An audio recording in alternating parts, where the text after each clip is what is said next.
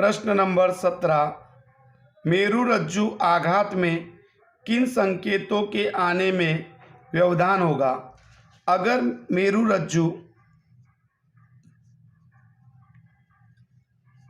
आघात में यानी चोट लग जाती है अगर मेरुरज्जु को, तो एक तो परावर्ती क्रिया नहीं होती है। दूसरी बात, जो संवेदी अंग से सूचना मस्तिष्क की तरफ जाती है वह सूचना नहीं जाएगी, और मस्तिष्क से जो सूचना कार्यकर अंग तक जाती है वह सूचना भी नहीं जाएगी। तो अगर मेरुरज्जु चोटिल होता है, अगर उसे चोट पहुंचती है तो प्रतिवर्ती क्रिया नहीं होती और संवेदी अंग से सूचना मस्तिष्क तक नहीं जाती और मस्तिष्क से सूचना कार्यकर अंग तक नहीं जाती है। प्रश्न नंबर 18, पादप में रासायनिक समन्वय किस प्रकार होता है? तो पादप में रासायनिक समन्वय अंतःस्राव द्वारा होता है। पादप में रासायनिक समन्वय अंतःस्राव द्वारा होता है। वनस्पति में अंतःस्राव वृद्धि, विकास और पर्यावरण में होने वाले परिवर्तन के प्रति अनुक्रिया दर्शाते हैं। तो वनस्पति में रासायनिक समन्वय अंतःस्राव के द्वारा होता है और अंतःस्राव वनस्पति में वृद्धि, विकास और पर्यावरण में होने वाले परिवर्तन के प्रति अनुक्रिया दर्शाते हैं। इसके लिए वनस्पति में दो प्रकार के अंतःस्राव होते हैं, एक वृद्धि प्रेरक अंतःस्राव और एक वृद्धि अवरोधक अंतःस्राव। तो वनस्पति में जो पर्यावरण में परिवर्तन होता है उसके प्रति अनुक्रिया वनस्पति वृद्धि के द्वारा दर्शाती है। इसलिए वृद्धि का नियंत्रण करने के लिए वृद्धि प्रेरक अंतःस्राव और वृद्धि अवरोधक अंतःस्राव यानी दो प्रकार के अंतःस्राव वनस्पति में होते हैं। वनस्पति में वृद्धि प्रेरक अंतःस्राव ऑक्सिन, जिबेरेलिन, साइटोकाइनिन होते हैं, जबकि वृद्धि अवरोधक अंतःस्राव एब्सिसिक अम्ल। तो वनस्पति में वृद्धि का नियंत्रण एवं समन्वय करने के लिए दो प्रकार के अंतःस्राव होते हैं, एक वृद्धि प्रेरक अंतःस्राव और एक वृद्धि अवरोधक अंतःस्राव। एक वृद्धि को बढ़ाने वाले और एक वृद्धि को रोकने वाले। वृद्धि को बढ़ाने वाले अंतःस्राव वनस्पति में 3 हैं, ऑक्सिन, जिबेरेलिन और साइटोकाइनिन, और वृद्धि को रोकने वाले अंतःस्राव एक है, एब्सिसिक अम्ल। 19वां प्रश्न, एक जीव में नियंत्रण एवं समन्वय के तंत्र की क्या आवश्यकता है? तो एक जीव यानी बहुकोशिकीय जीव है।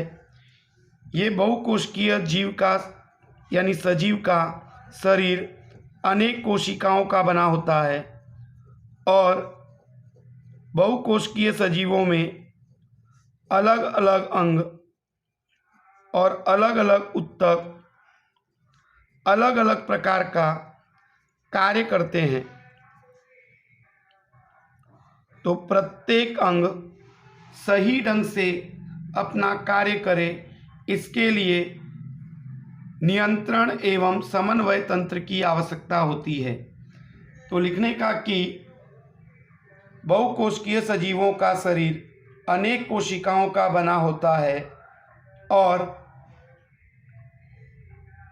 बहुकोशिकीय सजीवों में अलग अलग अंग, अलग अलग ऊतक अलग अलग प्रकार का कार्य करते हैं, तो सभी अंग और सभी ऊतक अपना कार्य सही ढंग से करें, इसके लिए उसमें नियंत्रण एवं समन्वय तंत्र की आवश्यकता होती है। प्रश्न नंबर 20, अनैच्छिक क्रियाएं तथा प्रतिवर्ती क्रियाएं एक दूसरे से किस प्रकार भिन्न होती है? तो अनैच्छिक क्रियाएं और प्रतिवर्ती क्रियाएं, तो अनैच्छिक क्रियाएं यानी कि जो क्रियाएं हमारी इच्छा से नहीं होती है उसे अनैच्छिक क्रियाएं कहते हैं, और जो क्रियाएं बिना विचार किए हम अचानक प्रतिचार दर्शाते हैं उसको कहते हैं प्रतिवर्ती क्रिया। तो अनैच्छिक क्रिया यानी जो क्रिया हमारी इच्छा से नहीं होती उसे अनैच्छिक क्रिया कहते हैं, और जो क्रियाएं बिना विचार किए हम प्रतिचार दर्शाते हैं उसे कहते हैं प्रतिवर्ती क्रिया।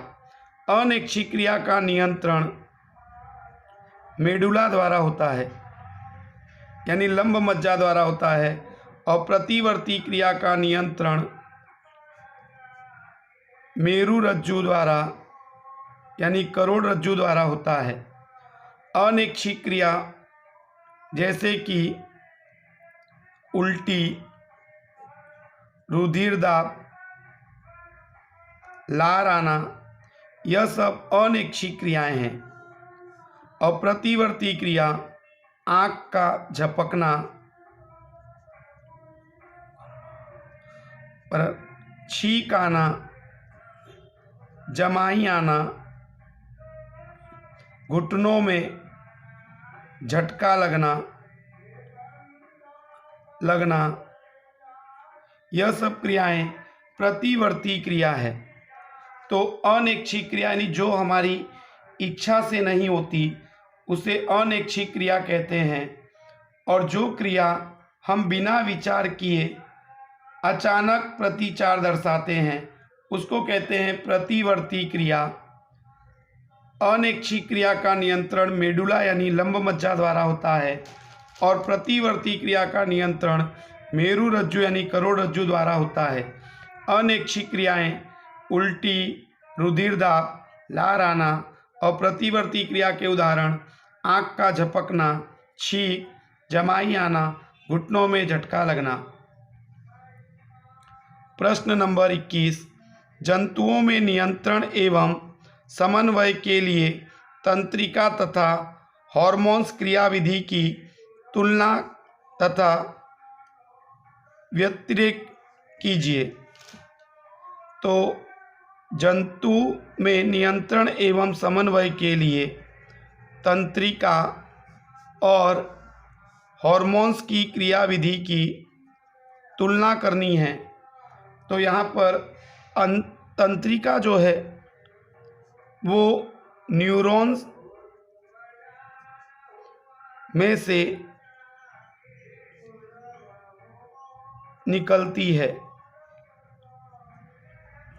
यानी कि तंत्रिका न्यूरॉन्स से बनी होती है और हार्मोन्स अंतःस्रावी ग्रंथि में से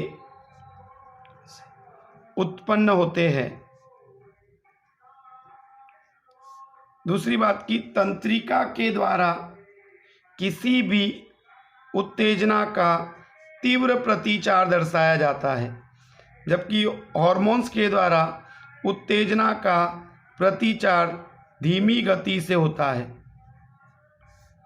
अच्छा, तंत्रिका के द्वारा जो उत्तेजना का प्रतिचार दर्शाया जाता है उसमें वृद्धि का समावेश नहीं होता है, और हार्मोन्स के द्वारा जो उत्तेजना का प्रतिचार दर्शाया जाता है उसमें वृद्धि का समावेश होता है।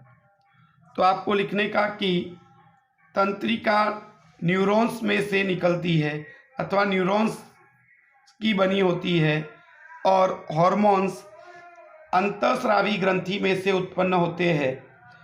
तंत्रिका के द्वारा हम उत्तेजना का प्रतिचार तीव्र गति से दर्शाते हैं और हार्मोन्स के द्वारा उत्तेजना का प्रतिचार हम धीमी गति से दर्शाते हैं। तंत्रिका के द्वारा जो हम उत्तेजना का प्रतिचार दर्शाते हैं उसमें वृद्धि जुड़ी नहीं होती है और हार्मोन्स के द्वारा जो हम उत्तेजना का प्रतिचार दर्शाते हैं उसमें वृद्धि जुड़ी होती है। प्रश्न नंबर 22, छुई मुई पादप में गति तथा हमारी टांग में होने वाली गति के तरीके में क्या अंतर है? तो छुई मुई पादप में गति और हमारी टांग में होने वाली गति। तो छुई मुई में जो गति होती है वो स्पर्श के कारण होती है, लेकिन हमारी टांग में जो गति होती है वो स्पर्श के कारण नहीं होती है। तो पहला अंतर, छुई मुई के अंदर जो गति होती है वो स्पर्श के कारण होती है, लेकिन हमारे टांग के अंदर जो गति होती है वो स्पर्श के कारण नहीं होती है। दूसरा अंतर कि छुई मुई पादप में जो गति होती है उसका नियंत्रण वनस्पति के किसी भाग द्वारा नहीं किया जा सकता, जबकि हमारे टांग में जो गति होती है उसका नियंत्रण मस्तिष्क और मेरुरज्जु द्वारा किया जा सकता है। तो दूसरा अंतर कि छुई मुई में जो गति होती है उसका नियंत्रण वनस्पति के किसी भाग द्वारा नहीं होता है और हमारी टांग में जो गति होती है उसका नियंत्रण मस्तिष्क और मेरुरज्जु के द्वारा होता है। छुई मुई के अंदर जो गति होती है वो ऐच्छिक गति नहीं होती, यानी उसकी इच्छा से गति नहीं होती, लेकिन हमारी टांग में जो गति होती है वो ऐच्छिक होती है, यानी हमारी इच्छा से होती है। दूसरी बात कि छुई मुई में जो गति होती है वो कोशिका में जल की मात्रा में परिवर्तन होने के कारण होती है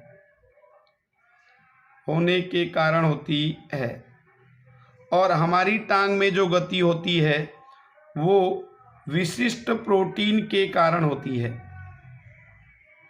तो छुई मुई पादप में गति और हमारी टांग में होने वाली गति में क्या अंतर है? तो छुई मुई में जो गति होती है वो स्पर्श के कारण होती है, लेकिन हमारे टांग में जो गति होती है वो स्पर्श के कारण नहीं होती। छुई मुई की जो गति है उसका नियंत्रण वनस्पति के किसी भाग द्वारा नहीं किया जा सकता और हमारी टांग की गति का नियंत्रण मेरुरज्जु और मस्तिष्क के द्वारा किया जा सकता है। छुई मुई की गति ऐच्छिक गति नहीं है और हमारी टांग की गति ऐच्छिक गति है और छुई मुई की जो गति होती है वो कोशिका में रहे जल की मात्रा में परिवर्तन होने के कारण होती है और हमारी टांग में होने वाली गति विशिष्ट प्रोटीन के कारण होती है। तो इस प्रकार से एक स्वाध्याय के कुछ प्रश्न थे जिनके उत्तर मैंने आपको समझाए। अगर आपको मेरा ये वीडियो पसंद आए तो ज़्यादा से ज़्यादा विद्यार्थियों को शेयर कीजिए और मेरी वीडियो को लाइक कीजिए और अच्छे अच्छे कमेंट लिखिए और चैनल को सब्सक्राइब कीजिए। Thank you very much.